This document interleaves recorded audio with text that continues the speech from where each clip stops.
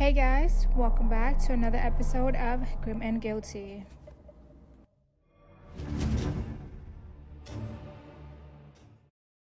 In 1943, four boys searching for a bird's nest in a forest made a grisly discovery: a human skull inside a hollow tree.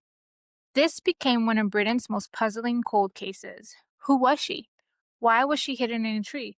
And who kept writing, "Who put Bella in the witch elm" across walls for decades? Was this murder, a ritual, or something darker? This case became known as "Who Put Bella in the Witch Elm." This case unfolded during wartime in England when people were distracted. This case unfolded during wartime in England when people were distracted, anxious, and living in secrecy. Food and information were rationed, and entire towns were reshaped by the war effort. In the environment full of uncertainty, fear, and misinformation, it became the perfect breeding ground for an urban legend. This occurred in Hagley Wood, a dense stretch of forest on the Hagley estate in Worcestershire, West Midlands. The story quickly captured attention, not only for the body, but for the bizarre circumstances and graffiti movement that followed. April 18, 1943, four local boys named Bob Farmer, Fred Payne, Thomas Willett, and Bob Hart were exploring Hagley Wood when Bob Farmer climbed into a large wych elm tree. And I had to Google what a wych elm tree looked like to understand this better, but it's basically a tree that's known for its twisting and gnarly branches, and kind of creepy looking. Inside the tree, he saw something that made his blood run cold: a human skull with clumps of hair and teeth. Scared they would get in trouble for trespassing, the boys swore to keep the discovery a secret. But when returning home, one of the eldest boys, Willets, decided to tell his parents what they came across. When police searched the tree, they found a nearly complete skeleton with a shoe, a gold wedding ring, and fragments of clothing. A severed hand was found buried nearby, and a forensic pathologist determined the woman had been dead for at least 18 months, placing the death sometime around late 1941. Cause of death was likely asphyxiation, and the body had been forcibly stuffed into a tree before rigor mortis set in. They were able to tell how the woman looked like, but they were never able to truly confirm due to so many people being reported missing during the Second World War. They did try to match her to as many people in missing persons, but they had no luck for a perfect match. In 1944, messages began appearing across the West Midlands in chalk or paint. Who put Bella in the wych elm? Hagley Wood Bella. Who put Bella in the wych elm? These appeared for decades, vanishing as mysteriously as they came. Here are a few theories. Theory 1 is the espionage theory. In 1953, the MI5 is kind of like the FBI for the UK, but the UK's domestic intelligence agency that is responsible for protecting the country from threats. They declassified some wartime files which fueled speculation that Bella was a spy. One theory claims she was Clara Bauerle, a German cabaret singer and suspected agent who vanished during the war. Some believe she was parachuted into England, failed her mission, and was executed by British intelligence or other spies. But MI5 never confirmed any connection to the case. Theory 2 was the witchcraft. The removal and separate burial of her hand led some to believe that the killing was ritualistic. In folklore, a severed hand, especially that of a thief, was used as a hand of glory, believed to hold magical powers. In the 1970s, Margaret Murray, an anthropologist known for her witchcraft studies, suggested Bella was a victim of an occult ritual murder.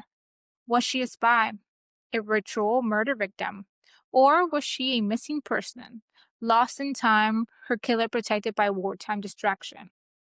Despite numerous leads, no one was ever charged, and Bella was never officially identified. Who put Bella in the wych elm isn't just a piece of old graffiti, it's a haunting mystery. This ship has seen war, tragedy, and things that still knock on cabin doors at night. Tonight, we board the Queen Mary, once a symbol of elegance and wartime strength. She now sits in Long Beach, California, retired but far from quiet. Welcome aboard. Let's get into it. They began building her in 1930 in Clydebank, Scotland. The Great Depression held the construction for many years. Then it launched in 1936. So from 1936 to 1939, RMS Queen Mary was a luxury ocean liner. RMS stands for Royal Mail Ship or Royal Mail Streamer, meaning that it also carried official mail between the UK and other countries. It was built by Current Line to compete with the fastest transatlantic ships of its time. It served as a glamorous transport for celebrities and the wealthy, some of her passengers being Winston Churchill, Clark Gable, and even the Duke and Duchess of Windsor. Her name came from Queen Mary of Teck, wife of King George V and the grandmother of Queen Elizabeth II. But according to the Queen Mary's website, legend has it that the Cunard's board intended to name the ship Queen Victoria in line with their IA naming tradition.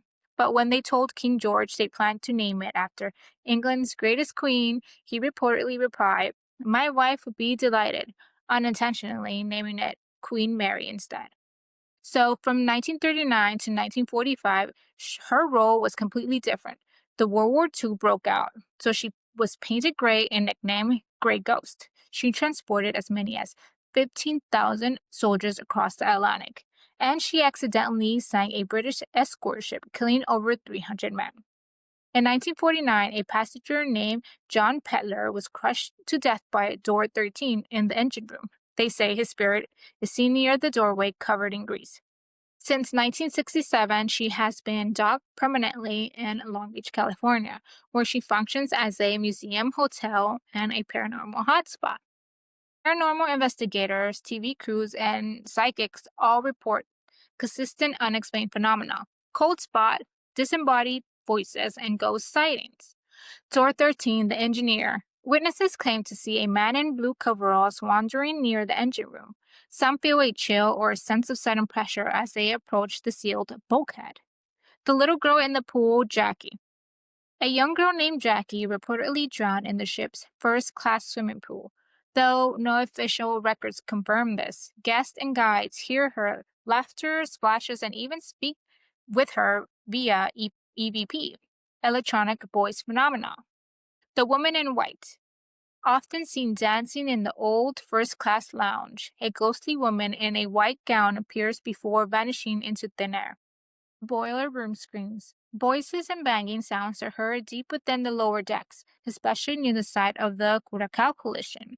Some say the trapped souls still echo through the steel walls. Phantom parties. Ghosts on the ship report hearing the clink of glasses, big band music, and laughter from rooms completely empty, frozen in time as if 1940 revelers are still on board. Here are a few theories. Many believe the ship is home to residual energy, where traumatic moments have imprinted themselves onto the ship like a recording, looping forever. Others argue that some of the Queen Mary's ghosts are aware, especially Jackie, who allegedly has interacted with guests and investigators by name. Paranormal researchers have suggested that due to its violent history and time at sea, the Queen Mary may act as a spiritual portal. Skeptics point to the ship's age, creaking pipes, and suggestible tourists as the real cause of reported experiences. Still, the consistency of claims across decades and cultures remain hard to dismiss. She's carried kings and refugees. Though she no longer sails, her story isn't over. Some ships rust away quietly and forgotten, but this one became a legend of the dead.